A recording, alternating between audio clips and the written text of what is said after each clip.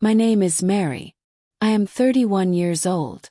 If you asked anyone outside my family, they'd probably describe me as determined, maybe even successful. But if you asked my parents, you'd hear a different story entirely. To them, I was always the disappointment, the dreamer who never grew up. And that truth came crashing down one night at the family dinner table. It was supposed to be a simple Sunday meal, the kind my parents insisted on hosting every other week. Roast chicken, potatoes, too much wine. My brother and sister with their spouses, everyone seated around the polished oak table. And me, squeezed in at the far end, just close enough to hear every word, but far enough that it always felt like I didn't belong. The conversation that night turned, as it often did, to careers. My brother was bragging about his promotion in finance. My sister gushed about her law firm winning a major case. My father nodded proudly, clinking his glass against theirs. Then my mother's eyes slid down the table to me. "And what about you, Mary?" she asked, her voice soft but laced with sarcasm. "Still chasing, what is it again? That little project of yours?" I swallowed. My little project was the marketing agency I had been building from the ground up for nearly 6 years. But in this house at this table, it was treated like a hobby, like a child's game I was too stubborn to give up. "Yes, Mom," I said quietly. "Still building it. We just signed a new client." That's when my father leaned back in his chair and laughed, a low rumble that made my chest tighten. "Signed a client? Mary, come on. You're 31. You should be thinking about stability, about real work. Your brother and sister are building careers. You're still playing businesswoman." The table erupted with quiet chuckles, even my siblings smirking into their glasses. Then my sister added the final blow. "You know what Dad means, Mary. You can't keep pretending that a few flyers and websites make you a real company. Maybe it's time to admit it's not going anywhere." The words landed like knives. I sat there, frozen, the laughter bouncing off the walls of the dining room until it felt like it was closing in on me. I wanted to shout, to tell them they were wrong, that my company was real, that it mattered. But the words caught in my throat. I stared at my plate, pushing food around, and for a moment I felt small, like I was back in high school, the kid who never lived up to their expectations. But then my father's words shifted the air. He leaned forward, glass in hand, and said, "Now, if you really want to know what success looks like, take a look at Crestwell Industries. That's a company worth admiring. That's what real ambition becomes when it's not wasted on pipe dreams." The room hummed with agreement, my parents' faces glowing with admiration for a corporation that wasn't even theirs. And that's when it clicked. That moment of humiliation, that bitter taste of being mocked in my own family's home, was the spark. Because if Crestwell Industries was what they admired most, then Crestwell Industries would be mine. Hang on, before I tell you what happened next, make sure you've subscribed and left your thoughts in the comments. This part gets intense. I wasn't always the punchline at the dinner table. Growing up, I was the kid who sketched designs in the margins of my notebooks, who stayed up late teaching myself code on an old second-hand computer while my siblings slept. I had ideas, big ones, and for a while even my parents looked at me like I might do something special. But that faded fast. By the time I hit college, my brother Michael was already on track for Wall Street, and my sister Claire was breezing through pre-law. They fit the mold perfectly. Structured, traditional, the kind of children my parents could show off at church picnics and cocktail parties. Me. I dropped out after my sophomore year to start a digital media company. I remember the night I told my parents. We were sitting in the living room, the air heavy with tension. Dad folded his arms, staring at me like I had grown another head. "You're leaving school to, what? Make websites. That's your big plan." "It's not just websites," I said quickly. "It's branding, marketing. Companies need online presence now more than ever. I can build something real." Mom's sigh cut through me. "Mary, you're gambling your future away. You always chase after shiny ideas instead of sticking with something solid. That was the first crack. And over the years, those cracks only deepened. Every time I visited home, the conversations were the same. How's business, Mary? Oh, still scraping by. Maybe you should think about something more stable. Meanwhile, Michael and Claire's achievements were framed in gold and paraded across the dining room like trophies. I worked harder. I signed small clients. I pulled long nights, fueled by coffee and determination. But no matter what I accomplished, it was never enough for them. One Thanksgiving, I arrived exhausted after landing my first contract worth 5 figures. I was buzzing, eager to share the news. But before I could get the words out, Michael announced he was being promoted to associate vice president at his firm. The room erupted in applause. When I finally slipped in my news, Mom just smiled politely and said, "That's nice, dear." Then she turned back to Michael and Claire as though my victory had already vanished into smoke. The truth hurt more than I let on. I told myself I didn't care what they thought, that my work spoke for itself.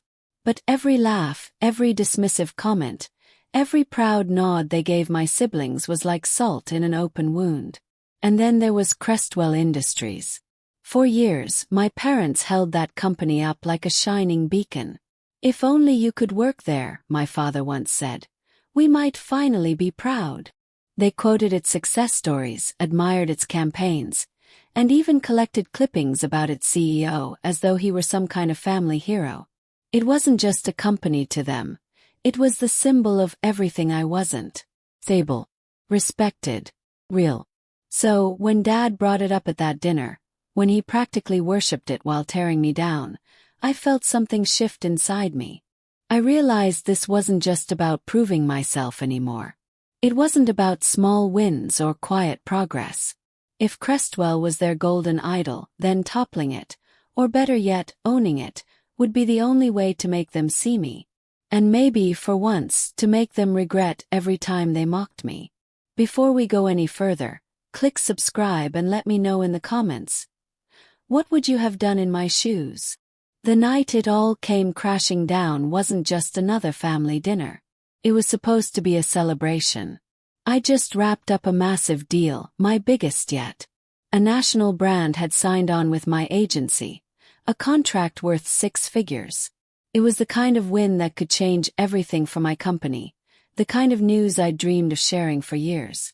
So when Mom called to invite me to Sunday dinner, I thought maybe, just maybe, it was my turn to finally be heard. The house smelled the same as it always did. Roast chicken, garlic bread, the faint trace of lemon polish on the furniture. But the atmosphere was heavy, like the air was waiting for something. I took my seat at the long oak table, trying not to fidget, rehearsing the words in my head. Michael sat at Dad's right, already sipping red wine. Claire scrolled through her phone. Her law books stacked neatly by her side as if even dinner couldn't interrupt her greatness. Then it began. "So," Dad said, his voice carrying that edge of performance he always had when Michael and Claire were around. Michael closed his first international account this week. The firm's thrilled.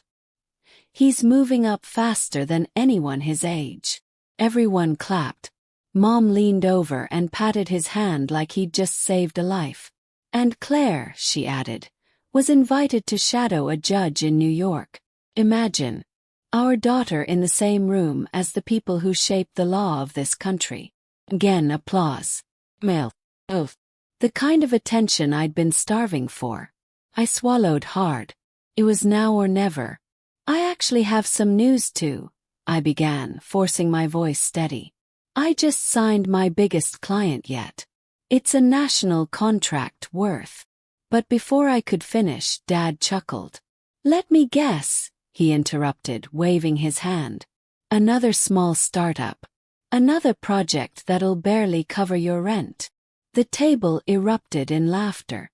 Even Claire smirked over her glass of wine. "No," I said firmly, heat rising in my chest. "It's real. 6 figures. This could put my company on the map." Mom tilted her head, her smile thin and pitying. Mary, you always exaggerate. Remember the time you told us about that big deal that ended up being a friend's Etsy shop? We've learned not to get too excited. The words hit harder than I expected. My hands shook under the table. And then Michael twisted the knife. You know what would actually impress us, Mary? If you could land a company like Crestwell Industries. Now that would be worth celebrating.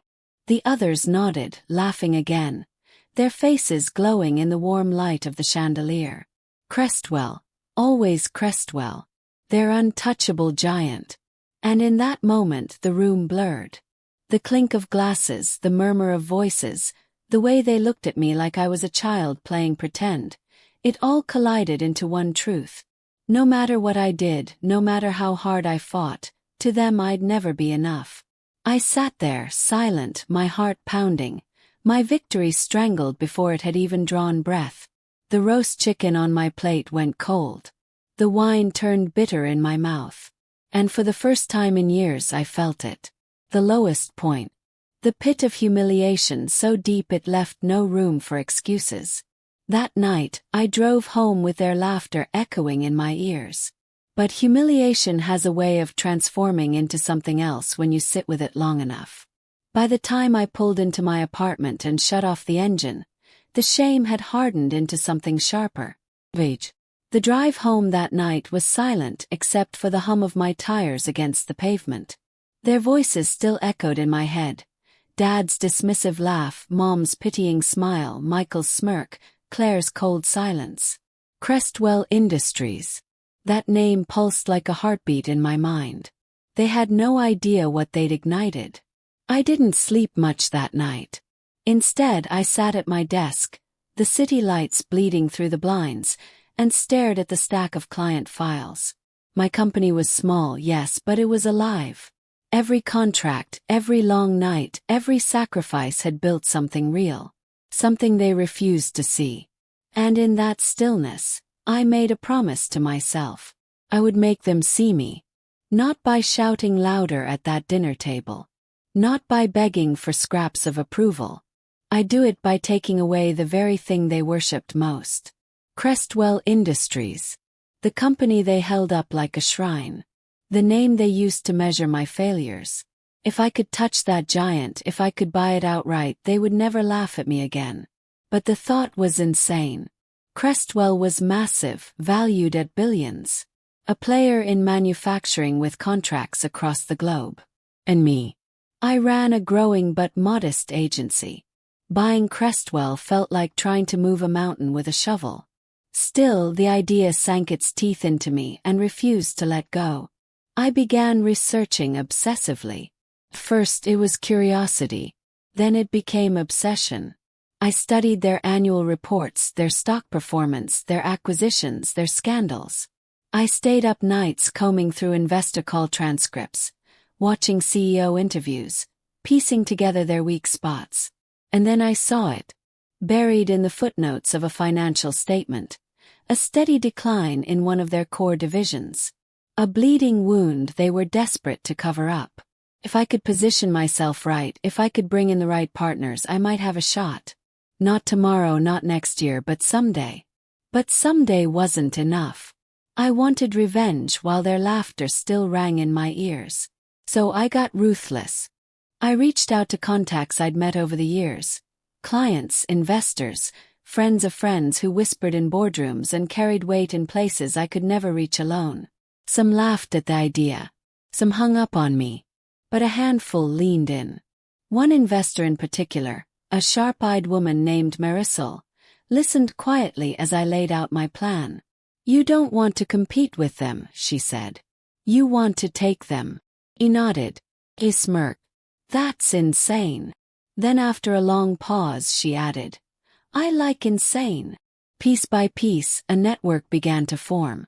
Investors, advisors, strategists who understood how to dismantle giants from the inside. It wasn't easy. Doors slammed in my face. Banks rejected me. Deals fell apart. There were nights when I stared at my ceiling wondering if I'd lost my mind, if maybe my parents were right after all. But every time doubt crept in, I replayed that dinner table in my head. Their laughter was the fuel. Their dismissal was the fire. And then, after months of clawing and hustling, I had it. A coalition strong enough, wealthy enough, and daring enough to help me pull it off. We didn't just aim to buy Crestwell Industries. We aimed to swallow it whole. What they didn't know, what my parents could never have guessed, was that the very company they admired most was about to have a new name on the letterhead. Hang on, before I tell you how it all unfolded, make sure you've subscribed and left your thoughts in the comments. The moment of payback is closer than you think. The day the deal closed, I sat in a conference room high above the city, surrounded by suits who had once called me too small. The Crestwell Industries logo was etched into the glass wall behind me, a symbol I'd stared at for months, even years, like a mountain I could never climb. Now it was mine. The signatures went down one by one, pens scratching across contracts worth more money than I had ever dreamed possible. My hand didn't even shake as I signed the last page. Ownership transferred. Crestwell Industries belonged to me. The room applauded politely, but I barely heard them. My mind wasn't in that skyscraper. My mind was at a dinner table where I'd once been humiliated and mocked. I knew exactly where I was going next. 2 weeks later, my parents hosted another family dinner. This time, a celebration for Michael. He had landed some mid-level promotion, and of course, they acted like it was a coronation. The table looked the same. Polished oak, perfect dishes, glasses filled with red wine. And me, sitting quietly at the far end, waiting. I let them talk. I let them boast.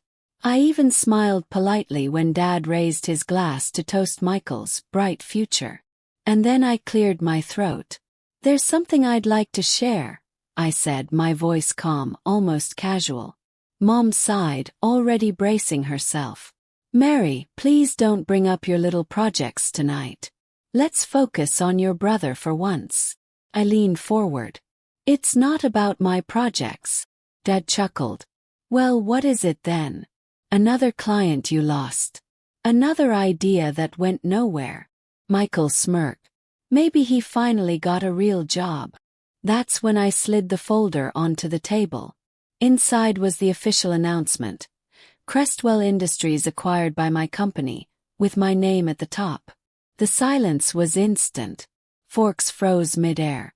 Wine glasses hovered. Mumbling. What is this?" Kept my voice steady. "It means the company you've worshipped all these years, the one you compared me to every single time. I own it now." Dad's face drained of color. "That's impossible." "Impossible." I tilted my head. "Funny, that's exactly the word you used about me." Michael's smirk faltered. Claire covered her mouth. The room crackled with disbelief. I let it sink in, every second of their stunned silence feeding the years of humiliation I had carried. Finally I stood. "You mocked me. You laughed at me. You told me I'd never measure up. But now, the company you admired most answers to me. So, tell me, Dad, do I still embarrass you?" No one spoke. Not a single word. I walked out of that dining room without waiting for an answer, my footsteps steady, my chest lighter than it had been in years. For the first time in my life, I wasn't the girl begging for their approval. I was the girl who didn't need it. And that was the sweetest revenge of all. That night, as I walked out of my parents' house with the weight finally lifted, I realized something. My revenge hadn't just been about proving them wrong. It was about proving myself right. I no longer needed their approval. I no longer chased their respect. I had taken the very thing they worshipped and made it mine. And as their shocked faces burned into my memory, I promised myself one thing. I would never again sit quietly at that table, waiting for their acceptance. 'Cause the truth is, I didn't need them. They needed me. And if you've ever been underestimated, mocked, or dismissed, remember this. Your story isn't over until you decide it is. This was mine. And trust me, the stories that come next only get more intense. So before you go, make sure you've subscribed and left your thoughts in the comments. See you soon.